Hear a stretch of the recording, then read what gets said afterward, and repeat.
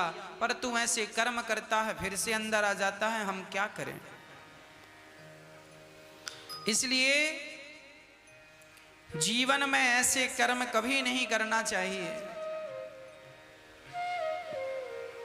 जिस कर्म के कारण हमें जन्म और मृत्यु के चक्र में पड़े रहना पड़े। समझदारी यह है कि हम जन्म और मृत्यु के चक्र से उबर जाएं, और उबरेंगे कब? जब भगवत शरणागति ग्रहण कर लेंगे। हे कृष्ण, मैं आपका हूं, आप मेरे हैं। इस सिद्धांत से आप जब अपना जीवन यापन करेंगे तो आप निश्चित भगवत प्राप्ति करेंगे। तस्योपसन्नमवितुं जगदिच्छयात्ता नानातनोर्भुवे जलचरणारविन्दम् सोऽहं व्रजामि शरणं यकुतो भयं मे येनेन्द्रशां गतिरदर्शसतो नुरूपा। माँ के गर्भ से वह प्राणी भगवान की स्तुति करता है, मैं अधम हूँ भगवान, मुझे इस कष्ट से निकालो।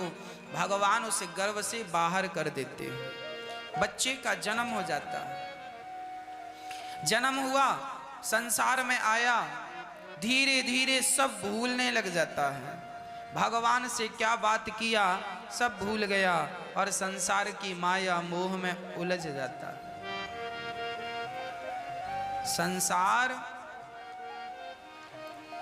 संसार अच्छा नहीं है। जैसे समुद्र का पानी दिखने में सुंदर लगता है पर पीने में पता चलता है कि ये पीने लायक नहीं है, उसी प्रकार संसार दिखने में सुंदर है, रियल में सुंदर नहीं है। सबसे सुंदर तो श्याम सुंदर ही है। इसलिए संसार को सुंदर ना मानकर श्याम सुंदर की शरणागति ग्रहण करना चाहिए, वही सुंदर हैं। संसार तो उलझाने वाला है। मां देवहूति ने सिद्धा नाम की नदी का रूप बनाया, आचमन करके कपिल देव जी गंगा सागर चले गए। बाकी तीर्थ बार बार गंगा सागर एक बार। कपिल देव जी ने आचमन किया, गंगा सागर चले गए। मनु जी महाराज की तीसरी बेटी का नाम था प्रसूति। प्रसूति का विवाह दक्ष से हुआ। दक्ष की छोटी बेटी सती, सती का विवाह भगवान शंकर से हुआ। सती बड़े प्रेम से अपने पति भगवान शंकर के साथ रहती हैं। एक बार एक शंकर जी गए, दक्ष के यज्ञ, दक्ष ने एक आयोजन रखा, स्वागत समारोह आयोजन, सम्मान आयोजन। शंकर जी सभा में बैठे हैं, दक्ष जी आए, सबने खड़े होकर दक्ष का स्वागत किया, पर भगवान शंकर खड़े नहीं हुए। ब्रह्मा जी, विष्णु जी तीनों एक पंक्ति पर बैठे, तीनों खड़े नहीं भये। अरे दक्ष सामान्य व्यक्ति है, उसके स्वागत पर भला ब्रह्मा विष्णु खड़े क्यों हुए? पर अहंकार वश दक्ष को अहंकार आ गया। उसने कहा ये शंकर मेरे सम्मान में खड़ा नहीं हुआ, इसे ज्ञान नहीं। भरी सभा में दक्ष ने भगवान शंकर का अपमान किया, अनादर किया, जो मन में आए बोलता गया, बोलता गया, जो मन में आया सो कह दिया। पर शंकर जी धन्य हैं, कर्पूर गौरम करुणावतारम संसार सारम भुजगेन्द्रहारम सदा वसंतम हृदयारविंदे भवं भवानी सहितं नमामि। कर्पूर गौरम, शंकर जी करुणा के अवतार हैं।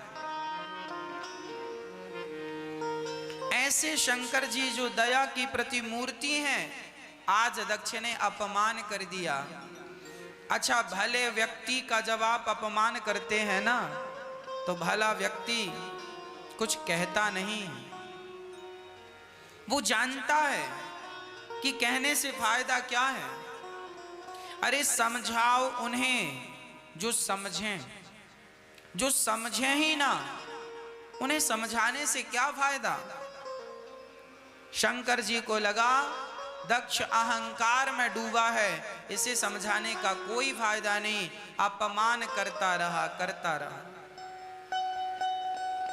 और याद रखना, जब आप किसी का अपमान करते हैं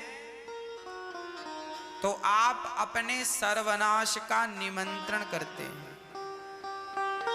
किसी व्यक्ति का अपमान न कीजिए, नहीं तो सर्वनाश निश्चित होगा। भगवान शंकर, दक्ष प्रजापति ने कनखल में यज्ञ किया, सबको बुलाया, शंकर जी को नहीं बुलाया। श्राप और दे दिया दक्ष ने कि जाओ, तुम्हें यज्ञ में भाग नहीं देंगे। शंकर जी को नहीं बुलाया। शंकर जी प्रसन्न रहे, भाई आप हमें नहीं बुलाएंगे तो हम ये थोड़ी कहेंगे क्यों नहीं बुलाया। शंकर जी ने नहीं कहा।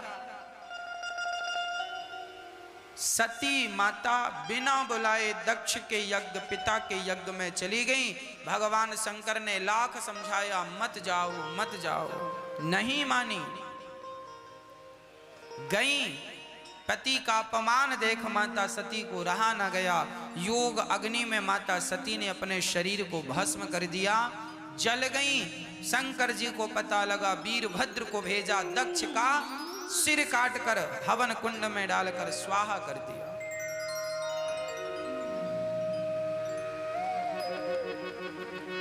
अहंकारी व्यक्ति अपमान करता है, इसलिए अहंकार को सदा के लिए त्याग देना चाहिए। भगवान शंकर के पास देवता ब्राह्मण आए, स्तुति की। शंकर जी ने प्रसन्न होकर दक्ष के सिर को, बकरे का सिर जोड़कर दक्ष के धड़ में और उन्हें जिंदा किया, और दक्ष ने भगवान शंकर से क्षमा मांगी। अहंकार में व्यक्ति अपने आप को बहुत श्रेष्ठ मान लेता है। अहंकार कभी नहीं करना चाहिए, कभी नहीं करना चाहिए। दक्ष के यज्ञ में शंकर जी नहीं गए। बाद में सती माता पार्वती के रूप में जन्म लेती हैं और भगवान शंकर का माता पार्वती से विवाह संपन्न होता है। अब मनु जी महाराज की 3 बेटियों की चर्चा हमने आपको विस्तार से कही। अब 2 बेटों की चर्चा और सुनाते हैं। मनु जी के 2 बेटे हैं, प्रियव्रत और उत्तानपाद।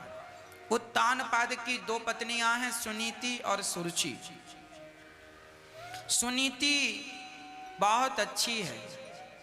सुनीति के गर्भ से कोई संतान नहीं थी, तो सुनीति ने अपने पति उत्तानपाद से कहा, आप राजा हैं और राजा को एक पुत्र चाहिए ताकि राज्य आगे चले, तो मेरे से संतान नहीं हो रही है, तो आप दूसरा विवाह कर लीजिए।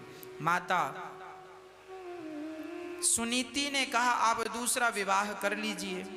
उत्तानपाद पहले तो मना किए, पर सुनीति ने जिद की। उत्तानपाद ने दूसरा विवाह कर लिया। दूसरा विवाह किया सुरुचि के साथ।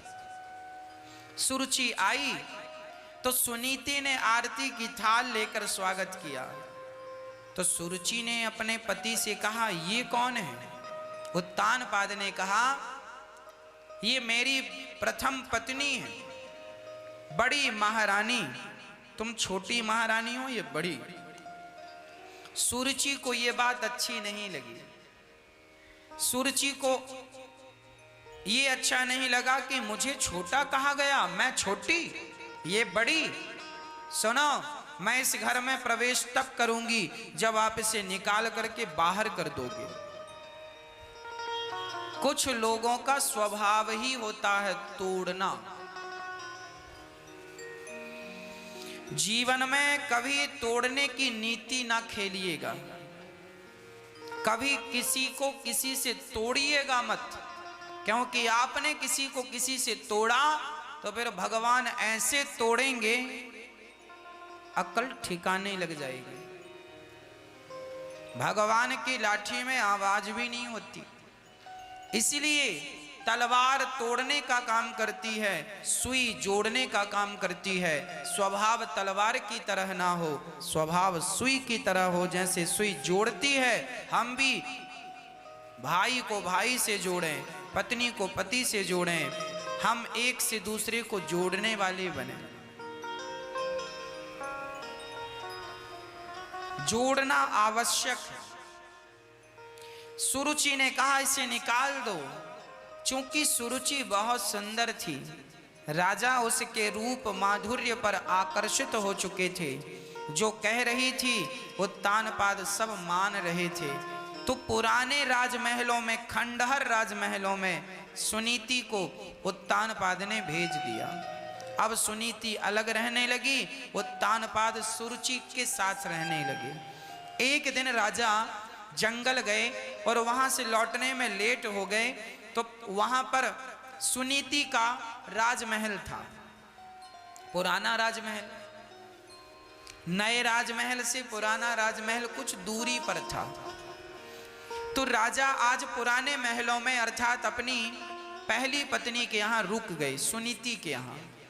और सुनीति के यहाँ रुके, सुनीति ने स्वागत किया, सेवा की, हालचाल पूछा, और उसी रात सुनीति गर्भवती हो गई। सुनीति के गर्भ से एक सुंदर सा पुत्र हुआ, नाम रखा ध्रुव। और सुरुचि भी कुछ दिन बाद गर्भवती हुई, उसके पुत्र का नाम हुआ उत्तम। जब उसका बेटा हुआ उत्तम, ध्रुव जी बड़े हैं, उत्तम उम्र में छोटे हैं। उत्तम को संस्कार दे रही है उनकी मां सुरुचि, और ध्रुव जी को संस्कार दे रही हैं उनकी मां सुनीति। याद रखना, मां संस्कारी होगी तो बेटा संस्कारी होगा। मां बाप के संस्कार बच्चों में प्रवेश करते हैं, इसलिए बच्चों को संस्कार देने के पहले मां बाप के अंदर संस्कार का होना जरूरी है। कई बार कुछ बीमारियां ऐसी होती हैं जो माता पिता से बच्चों में जाती हैं। डॉक्टर बोलते हैं ये बीमारी आपके पिता को है, बोले हाँ, तो फिर पिता को है तो आपके दादाजी को भी होगी, हाँ है, बस ये बीमारी परंपरागत चली आ रही है। ब्लड प्रेशर की बीमारी, शुगर की बीमारी, ये परंपरागत भी चलती हैं। यदि बाप को बीमारी है तो बेटे को भी होगी। यदि बीमारी एक से दूसरे में जा सकती है, यदि बीमारी बाप से बेटे में जा सकती है, तो क्या संस्कार बाप से बेटे में नहीं जाएंगे? संस्कार भी बाप से बेटे में जाएंगे। माँ बाप संस्कारी हैं तो बच्चा संस्कार, माँ बाप संस्कारी नहीं तो बच्चे भी संस्कारी नहीं। इसलिए संस्कारी होना जरूरी है। ध्रुव जी सुबह जल्दी स्नान करते हैं, माँ उनको पूजा कराती है, माँ बच्चे को संस्कार देती है। ध्रुव जी को संस्कार क्या दिया गया? बड़ों से कैसे बोलना है, बड़ों से कैसे व्यवहार करना है। एक दिन ध्रुव जी ने माँ से कहा, माँ मेरे पिताजी कहाँ हैं? माँ ने कहा, बेटा ध्रुव जी बच्चों के साथ खेला करते हैं ना, तो सब कहते हैं कि मेरे पिताजी ने मुझे ये दिया, मेरे पिताजी ने मुझे। तो ध्रुव जी ने आकर कहा, माँ मेरे पिता कौन है? माँ ने कहा, बेटा ये जो राजा है ना उत्तानपाद जी, ये तुम्हारे पिता हैं। अच्छा। आज ध्रुव जी बड़े प्रसन्न हुए, सारे मित्रों से कहते हैं, सुनो ये जो राजा है ना ये हमारे पिता हैं। आज ध्रुव जी अपने मित्रों के साथ खेलते खेलते आज अपने पिता से मिलने की जिद लेकर चल पड़े। आज पिता से मिलूंगा। पिताजी राज सिंहासन पर बैठे थे, बाजू में उनकी रानी अर्थात सुरुचि बैठी थी, और सुरुचि का बेटा उत्तम उत्तानपाद की गोद में खेल रहा था। तभी ध्रुव जी खेलते खेलते आए और दौड़कर अपने पिता की गोद में चढ़ने लगे। सुरुचि ने देखा, बालक कौन है तू? मैं सुनीति का बेटा, आप इनका पुत्र हूं, ये मेरे पिता हैं। उत्तानपाद ने भी पहचान लिया मेरा बेटा ध्रुव है। हाथ पकड़कर ज्यों अपनी गोद में बिठाना चाहे उत्तानपाद, सुरुचि ने हाथ झटक लिया। अपनी गोद में क्यों बिठा रहे हो? स्त्री का लंपट पुरुष, जो पुरुष स्त्री का गुलाम हो जाता है ना, उसका कभी कल्याण नहीं होता। उत्तानपाद की पत्नी सुरुचि ने ध्रुव जी का हाथ पकड़ के नीचे गिरा दिया। बालक जा यहां से, तू इस गोद में नहीं बैठ सकता, अपने पिता की गोद में नहीं बैठ सकता। ध्रुव जी ने कहा, मां मैं क्यों नहीं बैठ सकता, मैं भी तो इनका पुत्र हूं। बेटा तू इनका पुत्र है पर मेरा पुत्र नहीं है। जब तक तू मेरे गर्भ से जन्म नहीं लेगा तू इस गोद में नहीं बैठ सकता। देखो इतनी बड़ी बात कर रही है सुरुचि और उत्तानपाद बैठे सुन रहे हैं। अरे ये चाहते तो 2 थप्पड़ लगाते गाल में कि बच्चे से ऐसी बात करता है कोई। अरे बच्चों को थोड़ी पता है कि तुम्हारा और हमारा झगड़ा चल रहा है। बच्चे तो बच्चे हैं, सच्चे हैं। बच्चों को प्यार की जरूरत होती है, दुत्कार की जरूरत नहीं। चाहते उत्तानपाद तो ध्रुव जी को अपनी गोद में बिठा सकते थे, पुचकार सकते थे, गले लगा सकते थे, पर स्त्री लंपट ऐसा कैसे कर सकते? उत्तानपाद अपनी पत्नी पे इतने आसक्त थे सुरुचि पर कि उनकी आंखों के सामने एक बच्चे के साथ अनाचार अत्याचार हुआ, बच्चे का अपमान हुआ, खुद की संतान का अपमान हुआ और ये चुपचाप बैठे। जब कभी अधर्म हो तो आप उस अधर्म के खिलाफ धर्म की आवाज उठाइए। अधर्म करने वाला अधर्म तब करता है जब कोई धर्म करने वाला धर्म की आवाज उठाने वाला नहीं होता। यदि धर्म की आवाज उठाई जाए तो अधर्म की आवाज अपने आप दब जाती है। अधर्मी कितना अधर्म करेगा, कब तक करेगा? धर्म की राह पर चलने वाले मौन बैठ जाते हैं।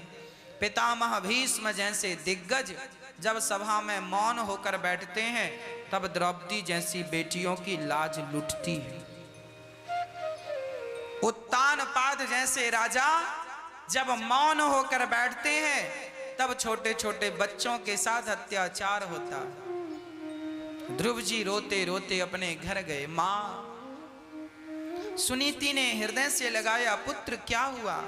मां मेरी सौतेली मां ने मुझे गाली दी होती तो मैं सहन कर लेता मां, पर उन्होंने कह दिया कि तू अभागिन का बेटा है। मां क्या आप अभागिन हो?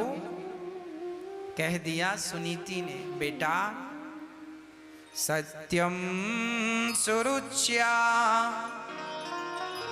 विहितम भवान में यद दुर्भगाया उदरे गृहीता स्तन्येन वृद्धश्च विलज्जते यां भार्येति वावो दुमिडस्पतिर्मा।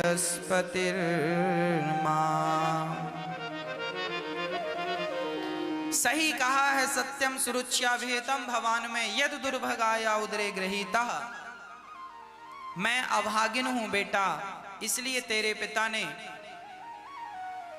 तुझे गोद में नहीं बिठाया क्योंकि तू अभागिन का बेटा है।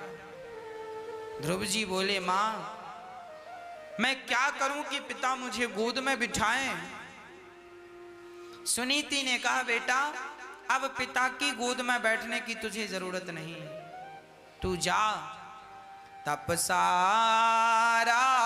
पुरुषम तस्यैवानुग्रहेण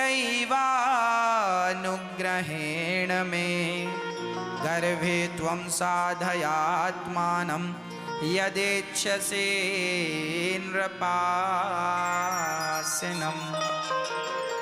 जा बेटा तू गर्भ में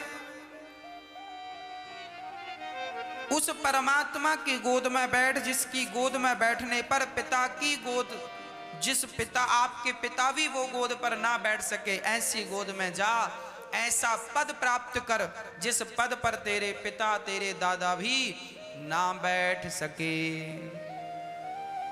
ध्रुव जी महाराज बोले मां मैं क्या करूं? बोले बेटा जा भगवान की आराधना कर। मां ये आराधना कैसी होती है? कैसी आराधना करूं मां? मां ने कहा बेटा जा भगवान की सच्ची आराधना कर, भगवान में मन लगा। जब भगवान में मन लगाएगा तो तुझे भगवान का दर्शन होगा। मां ये भगवान का दर्शन कैसे होगा? बोले तुझे कोई गुरु मिलेंगे, वो तुझे मार्ग बताएंगे। अच्छा मां ये भगवान कहाँ है और है तो दिखते क्यों नहीं है? मां से प्रश्न किया है ध्रुव जी ने, भगवान कहाँ है और हैं तो दिखते क्यों नहीं? मां ने उत्तर दिया बेटा तू ही बता, दूध में घी है या नहीं? ध्रुव जी ने कहा मां है। तो बेटा जैसे दूध में घी है वैसे सृष्टि के कण कण में ईश्वर है। बेटा दूध में घी होता है क्या दिखाई पड़ता है? नहीं मां, दही का मंथन करने से मक्खन प्रकट होता है, मक्खन को पकाओ तो घी बनता है। मां ने कहा बेटा ठीक इसी प्रकार जैसे दूध में घी है पर दिखता नहीं है, उसी प्रकार सृष्टि के कण कण में ईश्वर है पर दिखाई नहीं पड़ता। जब दही का मंथन किया जाएगा तो मक्खन प्रकट होगा, जब भक्ति की जाएगी तो भगवान प्रकट होगा। जाओ तुम्हें कोई सच्चे गुरु मिलेंगे और वो तुम्हें ज्ञान देंगे। जीवन में जब तक गुरु ना मिले तब तक कल्याण नहीं होता। ध्रुव जी को कौन से गुरु मिले? गुरु वो है जैसे पतंग उड़ाने वाला डोर पकड़ के रखता है, पतंग आकाश में उड़ती है। हम भी गुरु की पतंग हैं, डोर गुरु के हाथ में है और पतंग आकाश में उड़ रही है। सतगुरु मैं तेरी पतंग हवा विच उड़ती जाऊंगी।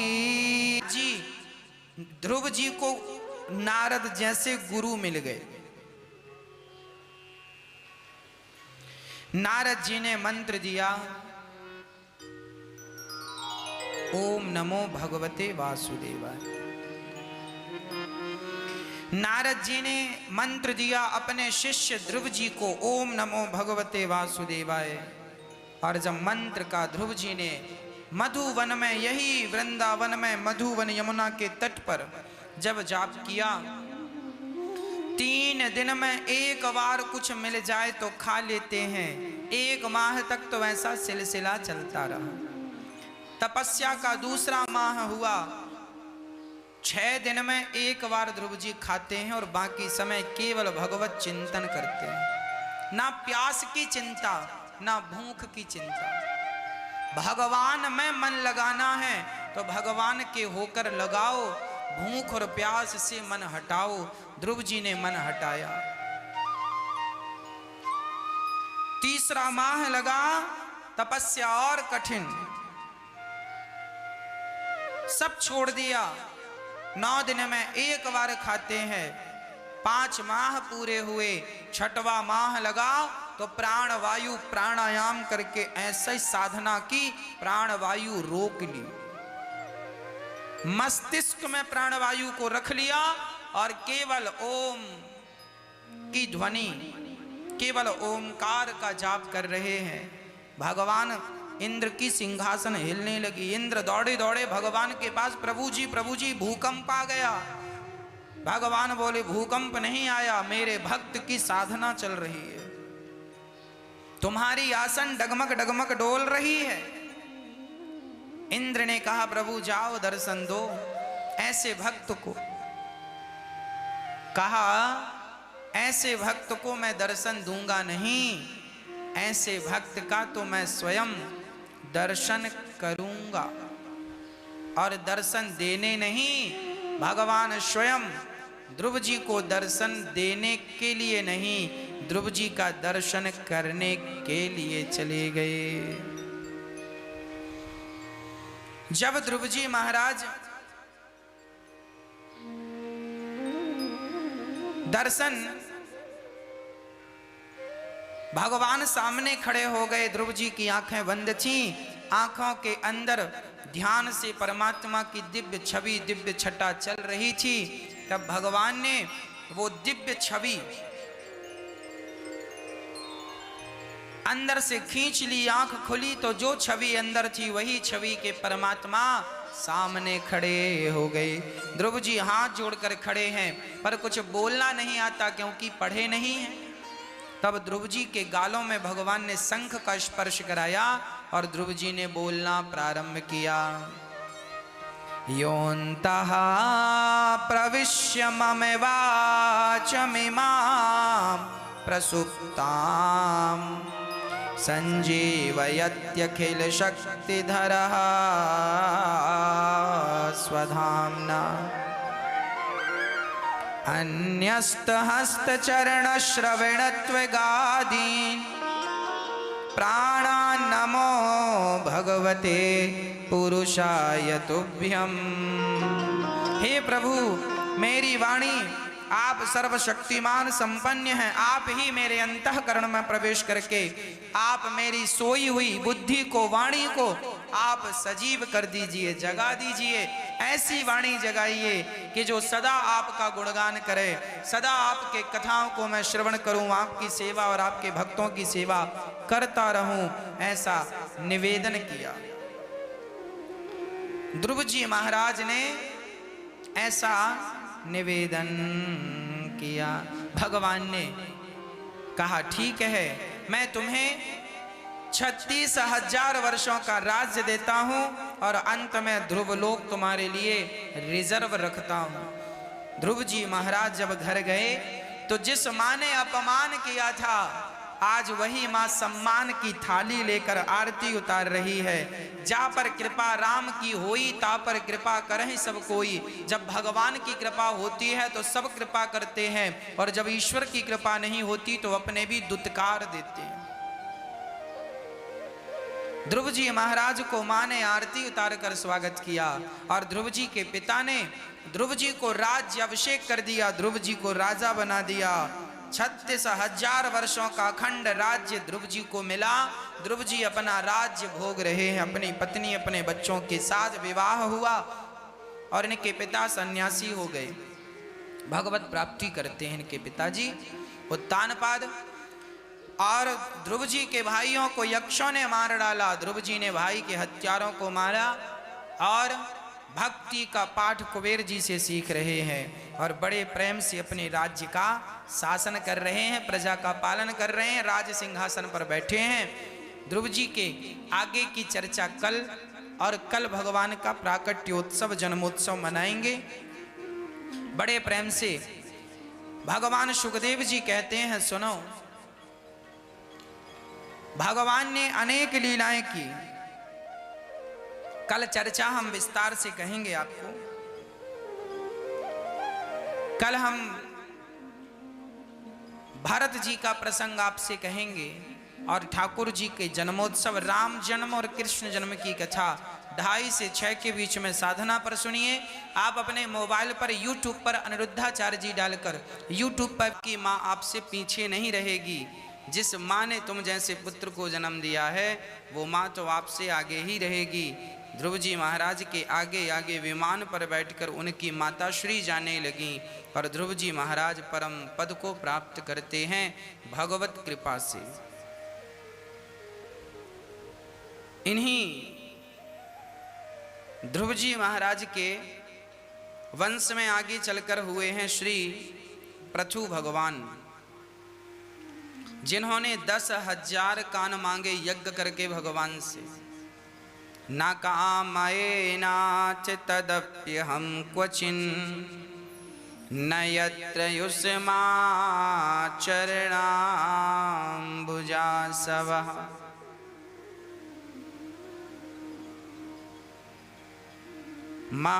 महत्तमानन्त हृदयान्मुखच्युतो विधस्त्वकर्णायुतमेष वरे।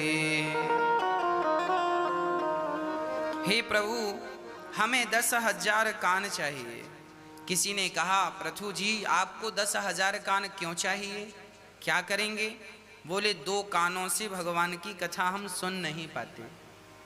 हमारे कानों में कथा सुनने की चाहत है, हम कथा से प्रेम करते हैं, और 2 कान पर्याप्त नहीं है, सो कान बढ़ाना चाहते हैं। और कान होते तो हम कथा का रसपान बड़े आनंद के साथ कर लेते। हमें कथा सुनना है। 100 किलोमीटर दूर भी कथा हो रही हो तो हमारे कानों में इतना बल हो कि हमारे कानों से वो कथा सुन जाए। देखिए, कथा से प्रेम नहीं होगा तो भगवान से प्रेम नहीं होगा, और भगवान से प्रेम नहीं हुआ तो संसार से वैराग्य नहीं होगा, और संसार से वैराग्य नहीं हुआ तो भगवत प्राप्ति नहीं होगी, और भगवत प्राप्ति नहीं होगी तो नरक जाकर के बड़ा कष्ट उठाना पड़ेगा। आपको भगवत प्राप्ति के लिए 84 का चक्कर फिर काटना पड़ेगा। इसलिए केवल भगवत चिंतन करने के लिए, कथाएं सुनने के लिए 2 कानों में ही 10,000 कानों की शक्ति परमात्मा ने प्रदान कर दी। संसार में व्यक्ति कैसे आसक्त हो जाता है। भागवत जी में एक चर्चा है। एक प्राचीन वर्ही नाम के एक राजा थे। उन्होंने इतनी हत्या की, पशुओं की इतनी बलि चढ़ाई कि एक दिन नारद जी ने प्राचीन वर्ही से कहा, जरा आकाश में देखो। उन्होंने आकाश की ओर देखा तो वहां वही पशु लाल लाल आंखों से उसे ताक रहे थे, देख रहे थे। प्राचीन वर्ही डर गए, महाराज ये इतने सारे पशु मुझे क्यों देख रहे हैं? नारद जी ने कहा, तुमने इन पशुओं की हत्या की है, अब ये तुम्हें मारना चाह रहे हैं कि तुम आओ और जितना तुमने इन्हें सताया है उतना ही ये तुम्हें सताएंगे। प्राचीन वर्ही ने कहा, महाराज जी मैंने तो यज्ञ किया है, यज्ञ में पशुओं की बलि चढ़ाई है। नारद जी ने कहा, पागल मत बनो, किसी भी यज्ञ में पशुओं की बलि चढ़ाने का कोई प्रावधान नहीं है। बलि चढ़ाना है तो अपने अहंकार की बलि चढ़ाओ, अपने क्रोध अपने लोभ की बलि चढ़ाओ। बकरे की और भैंसे की बलि चढ़ाने से क्या फायदा? अब तुमने पाप किया है, इस पाप का दंड तुम्हें भोगना पड़ेगा। अब तो प्राचीन वर्ही थर थर कांपने लगे, महाराज कोई ऐसा उपाय बताओ कि मैं इस पाप से बच जाऊं। तब नारद जी ने कहा, सुनो, जैसे तुम संसार में आसक्त हो ना, ऐसे एक जीव आसक्त हो जाता है तो वह ऐसा ही पाप करता है। पाप का सबसे बड़ा कारण है आसक्ति। जो व्यक्ति संसार में आसक्त है वह पाप करता है, और जो व्यक्ति संसार में आसक्त नहीं है वह पाप नहीं करता। अच्छा, हाँ, 2 मित्रों की कथा नारद जी ने प्राचीन वर्ही को सुनाई। सुनो, 2 मित्र थे। एक का नाम था पुरंजन, दूसरे का नाम था अविज्ञात। पुरंजन और अविज्ञात नाम के 2 लोग थे, मित्र थे। दोनों बड़ा प्रेम करते थे एक दूसरे से। एक दिन पुरंजन ने अविज्ञात से कहा, अविज्ञात भैया हम संसार को देखना चाहते हैं। अविज्ञात ने मना किया, पुरंजन मत जाओ, तुम जाओगे तो उलझ जाओगे, फंस जाओगे। पुरंजन ने कहा, ना, हमें जाने दो। लाख मना करने पर भी अविज्ञात ने मना किया, पर पुरंजन नहीं माने। और पुरंजन संसार में घूमने आए तो वहां एक सुंदर सी स्त्री का दर्शन हुआ। पुरंजन उस स्त्री पर आसक्त हो गया, बहुत सुंदर थी। उस स्त्री ने उसे पसंद कर लिया, पुरंजन ने उसे, दोनों ने विवाह कर लिया।